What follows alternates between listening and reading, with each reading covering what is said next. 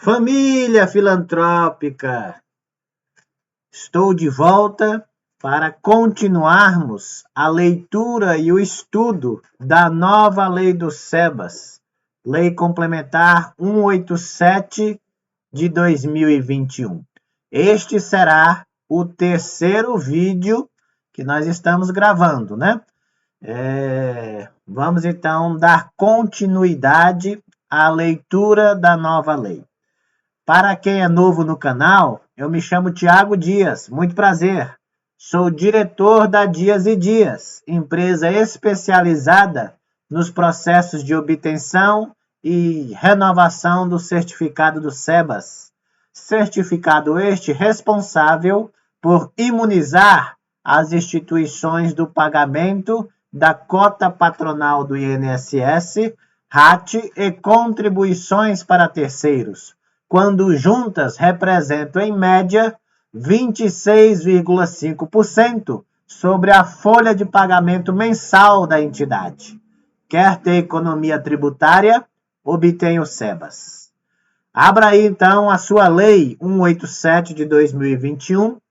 Eu vou abrir aqui a minha agora para continuarmos a leitura da nova Lei de Certificação. Aqui estamos com a nova Lei do SEBAS aberta, sempre recapitulando que primeiro nós estamos lendo e estudando os artigos gerais que cabem a todas as instituições, seja da assistência social, saúde e educação. Depois, quando finalizarmos, nós vamos entrar na parte específica de cada área de atuação, o que vai dizer para quem é da saúde, o que vai dizer para quem é da assistência social, o que vai dizer para quem é da educação. Mas agora, neste vídeo, nós vamos continuar lendo a parte geral da lei. Artigo 35 da Lei 187 de 2021, assim diz: os requerimentos, tá aqui, tá vendo? Artigo 35. Os requerimentos de certificação serão apreciados. Inciso 1º, pela autoridade executiva federal responsável pela área da saúde, para as entidades atuantes na área da saúde. Estamos falando de Ministério da Saúde, né? Inciso 2º, pela autoridade executiva federal responsável pela área da educação, para as entidades atuantes na área da educação. Aí nós estamos falando para quem é, né, da área da educação, Ministério da Educação. Inciso 3º, pela autoridade executiva federal responsável pela área da assistência social. Aí tem as entidades atuantes na área da assistência social e tem também as comunidades terapêuticas e entidades de prevenção, de apoio, de mútua ajuda, de atendimento psicossocial e de ressocialização de dependentes de álcool e de outras drogas e seus familiares. Então, esse inciso 3º é o Ministério da Cidadania, quem é da assistência social. O interessante é que a letra B incluiu na assistência social, no Ministério da Cidadania, as comunidades terapêuticas, que até então, na lei anterior, era o Ministério da Saúde quem ficava responsável pela certificação dessas entidades. Agora veio para o Ministério da Cidadania. Parágrafo 1º. Consideram-se áreas de atuação preponderantes aquelas em que a entidade registre a maior parte de seus custos e despesas nas ações previstas em seus objetivos institucionais, conforme as normas brasileiras de contabilidade. Então, até um certo período, os ministérios verificavam. É assim, ó, quando uma instituição tem atuação em mais de uma área. Então, eu tenho atuação na saúde, eu tenho atuação na educação, eu tenho atuação na assistência social, ou duas ou mais áreas, né? Se ela tiver atuação em mais de uma área certificável, assistência social, saúde ou educação, antes o Ministério olhava pelo cartão CNPJ da Receita Federal. Então, ali pelo cartão CNPJ é que o Ministério julgava qual que era a área de preponderância da entidade.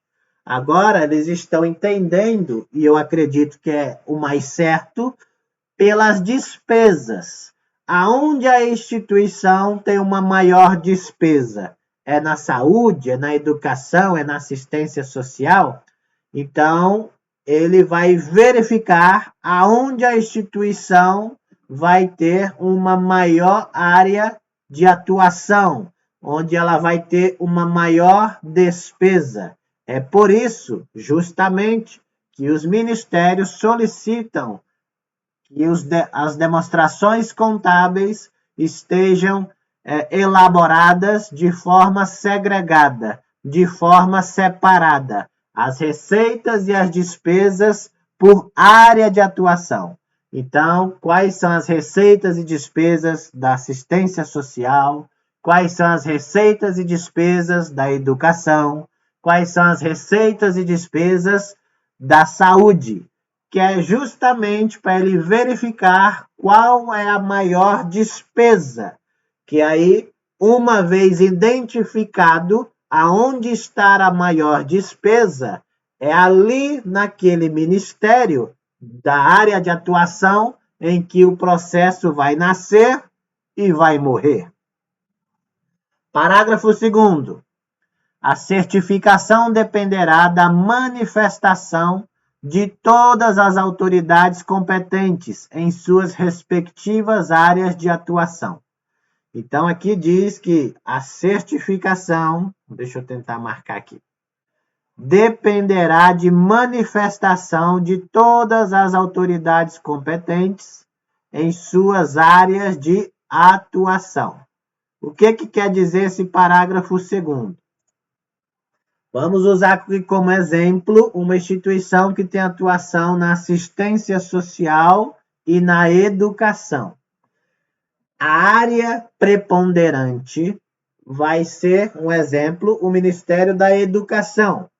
Então, como ela tem a atuação na assistência social também, ela vai juntar a documentação. Ela vai instruir o processo com documentos das duas áreas, tanto da assistência social como da educação. Tudo em um único processo.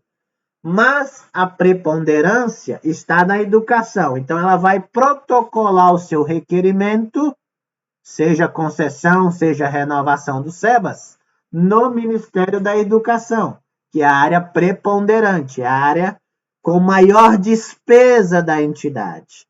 O Ministério da Educação vai analisar a parte que lhe compete, a parte da educação. Quando chegar nos documentos da assistência social, o Ministério da Educação vai tramitar essa documentação para o Ministério da Cidadania, que é o ministério responsável pela assistência social. Ministério da Cidadania, analise aí a parte que lhe compete. Analise aí a parte da assistência social, porque a minha parte eu já analisei. Mas para mim tomar uma decisão justa e correta, você tem que analisar a parte da assistência social. O Ministério da Assistência Social, por sua vez, analisa a parte da assistência social, a parte que lhe compete. Se houver necessidade de solicitar mais documentos, ou na parte dele, o Ministério da Cidadania vai fazer uma diligência para a instituição. A instituição responde, ou se não precisar atender, se a documentação está toda contida ali de forma clara e correta, o Ministério da Cidadania vai finalizar a parte dele, vai elaborar um parecer, ou um relatório, ou um ofício, trazendo aprovando ou não as atividades da assistência social. Ele vai devolver o processo ao Ministério da Educação com este parecer. Se o parecer for favorável, e se o parecer lá da educação, da área preponderante, também for favorável, o processo será deferido. Se o parecer da assistência social for desfavorável, não aprovar as atividades da assistência social, mas a educação aprovou a parte da educação, o processo é indeferido, é negado a certificação, uma vez que você tem que conseguir aprovação em todas as suas áreas de atuação. Consegui, Tiago, na educação, mas não consegui na assistência social. O SEBAS não sai. Tá ok? E vice-versa. Tá ok? Você tem que conseguir aprovação nas duas áreas. Se uma das áreas, seja área preponderante ou não, se não aprovar, não vai ser deferido. Ok. Vamos avançar em nossa leitura porque tem uma excepcionalidade. Assim diz o parágrafo 3º. No caso em que a entidade atue em mais de uma das áreas a que se refere o artigo 2º desta lei complementar, o artigo 2º vai falar das áreas, né? Assistência social, educação e saúde, que são as 3 áreas que te dão o SEBAS. Será dispensada a comprovação dos requisitos específicos exigidos para cada área não preponderante, desde que o valor total dos custos e das despesas nas áreas não preponderantes, cumulativamente. Inciso 1º, não supere 30% dos custos das despesas totais da entidade. Vamos explicar isso aqui. Sua instituição filantrópica ou melhor dizendo, minha filantrópica, sua instituição, ela tem área de atuação em mais de uma área certificável. No nosso exemplo, assistência social e educação. Sua área preponderante é educação, mas a sua área de assistência social, que você também atua, é muito pequena. Então ele fala assim, ó, se você não superar 30% dos custos e das despesas totais da entidade, ou seja, despesa total, seja na área administrativa, na área da assistência social e na área da educação. Dessas despesas totais, se a parte não preponderante, se a parte da assistência social, em nosso exemplo, não alcançar 30% da despesa total, você está dispensado de comprovar os requisitos na área da assistência social. Aqui está no parágrafo 3º. Será dispensada a comprovação dos requisitos específicos exigidos para cada área não preponderante, desde que suas despesas e os seus custos não superem 30% da despesa total da entidade. Então, aqui, ó, tem uma excepcionalidade. Você tem que, mais uma vez, comprovar os documentos nas áreas de atuação e conseguir aprovação dos ministérios. Mas se aquela área de atuação não preponderante, aquela área de atuação pequenininha, né? Olha, eu faço alguma coisa na assistência social, ou eu faço alguma coisa na educação, ou eu faço alguma coisa na saúde, mas é coisa pequena, não chega nem a 30% da minha despesa total no ano. Então você está dispensado, por força da lei, de comprovar esses requisitos da área menorzinha, da área não preponderante. Tá ok? Então você vai apresentar os documentos somente da área preponderante. Inciso 2º diz assim: É uma segunda excepcionalidade. Não ultrapasse o valor anual fixado nos termos do regulamento para as áreas não preponderantes. O que isso quer dizer?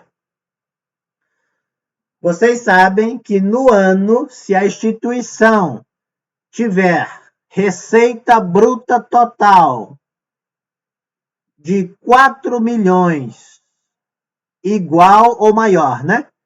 4.800.000 reais, receita total de 4.800.000 reais, daí para cima, no ano, você precisa submeter as suas demonstrações contábeis a um auditor contábil. Então, o seu balanço tem que passar por uma auditoria se você tiver tido uma receita bruta total de 4.800.000 para cima. Mas aqui está falando o quê? Nós estamos estudando aqui a questão da dispensa de apresentação de documentos numa área não preponderante. Nós entendemos que, no inciso 1, as despesas da área não preponderante não supere 30% das despesas totais, você está dispensado. Se não ultrapassar o valor anual fixado nos termos do regulamento para as áreas não preponderantes. Esse inciso segundo são para as grandes entidades, né? São grandes entidades que movimentam milhões de reais. Então, se a despesa naquela área não preponderante não ultrapassar 4.800.000 reais no ano, você também estará dispensado de apresentar, de comprovar os requisitos específicos daquela área de atuação não preponderante. Tá ok, minha filantrópica? Vamos avançar. Parágrafo 4º. As entidades de que trata o inciso 2º do caput do artigo 29 desta lei complementar serão certificadas exclusivamente pela autoridade executiva federal responsável pela área da assistência social, ainda que exerçam suas atividades em articulação com ações educacionais ou de saúde, dispensadas as manifestações das autoridades executivas responsáveis pela área da educação e da saúde, cabendo àquela verificar, além dos requisitos constantes no artigo 31 desta lei complementar, o atendimento ao disposto. Então, antes de nós lermos aqui os incisos, deixa eu explicar aqui para vocês. As entidades de que tratam o inciso 2º do caput do artigo 29 são as entidades que trabalham com habilitação e reabilitação de deficiente, de pessoas com deficiência. Então, o que acontece? Essas entidades que atuam exclusivamente com pessoas com deficiência, elas terão o seu processo julgado, decidido, único e exclusivamente pelo Ministério da Cidadania. Então, atenção, mesmo se essa entidade tiver alguma articulação, alguma atuação na área da saúde, se ela tiver alguma articulação, alguma atuação na área da educação, mesmo que isso aconteça, essas entidades serão julgadas, os seus processos, no Ministério da Cidadania. Mas, Tiago, eu tive alguma atuação na educação. Não importa. Quem vai analisar é o Ministério da Cidadania e não o Ministério da Educação. Inclusive, não vai ser preciso esse processo nem passar pelos Ministérios da Educação ou da Saúde. Se você tem uma entidade que atua com habilitação e reabilitação de pessoas com deficiência, e mais para frente, quando chegarmos no estudo da área da assistência social, nós vamos aprofundar essa parte, mas se sua entidade tem atuação exclusiva nessa área, com este público, mesmo que ela tenha alguma entidade, alguma atuação na educação ou na saúde, ela será julgada, o seu processo correrá única e exclusivamente no Ministério da Cidadania, no Ministério da área da assistência social, dispensada as manifestações desses outros ministérios, dessas outras áreas. Porém, entretanto, inciso 1º, no parágrafo 1º do artigo 7º desta lei complementar, pelas entidades que exerçam suas atividades em articulação com ações da saúde. Então, se a entidade tiver essas entidades que são habilitação e reabilitação de pessoas com deficiência, se ela tiver articulação na área da saúde, o Ministério da Cidadania vai verificar o que consta no parágrafo 1º do artigo 7º da lei do SEBAS, que é o quê? Se a instituição possui inscrição no CNES, Cadastro Nacional de Estabelecimento de Saúde. Então, o Ministério da Cidadania não vai mandar o seu processo para a saúde, mas ele deve verificar e a instituição vai ter que possuir cadastro no CNES. Por quê? Porque ela tem articulação com a parte da saúde. Meu processo do SEBAS não será encaminhado, não será decidido pela saúde, em que pese ter atuação na saúde. Ele vai ser decidido na cidadania. Mas o Ministério da Cidadania vai verificar, comprovar se a instituição tem a inscrição no Cadastro Nacional de Estabelecimento de Saúde.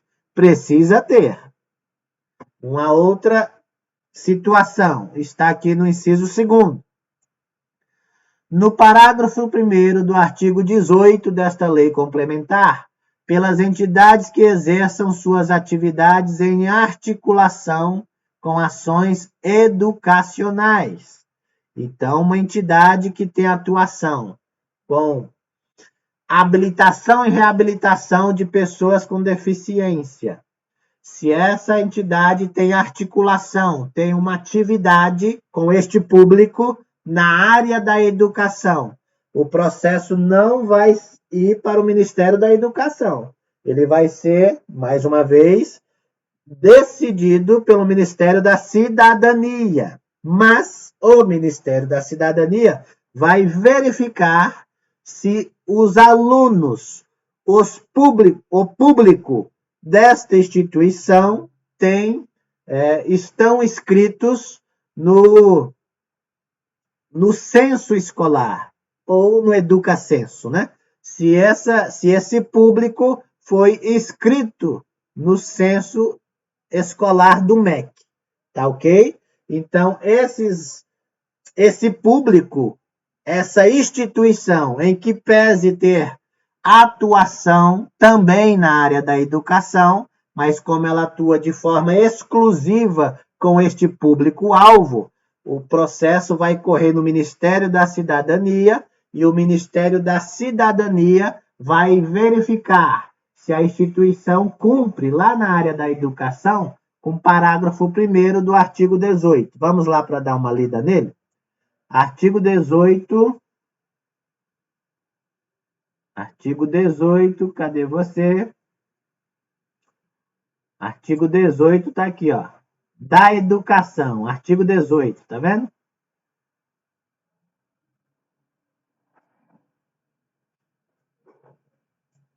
Para fazer jus à imunidade A entidade com atuação na área da educação cujas atividades sejam de oferta de educação básica, educação superior ou de ambas, deve atender ao disposto nessa seção e na legislação aplicável. Parágrafo 1º. As instituições de ensino deverão obter autorização de funcionamento expedida pela autoridade executiva competente, informar anualmente os dados referentes à instituição, ao Instituto Nacional de Estudos e Pesquisas Educacionais Anísio Teixeira, INEP, e atender a padrões mínimos de qualidade aferidos pelos processos de avaliação conduzidos pela autoridade executiva competente.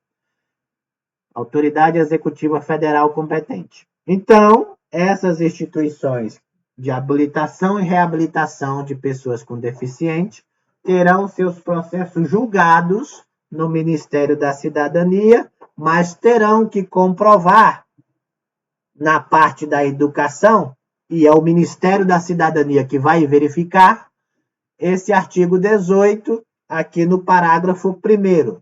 Vamos voltar lá. Aqui está, né? Aí, ó. No parágrafo 1º do artigo 18, ela vai ter que comprovar isso aí também. Tá ok? Hoje nós vamos parar por aqui. No próximo vídeo, nós vamos continuar nossa leitura aqui a partir do artigo 36, e onde nós vamos trazer mais detalhes da parte geral desta nova lei do SEBAS. Que Deus possa abençoar cada um de nós. Que você se sinta-se abraçado aqui pelo seu amigo Tiago Dias. E eu te espero em um próximo vídeo. Até mais!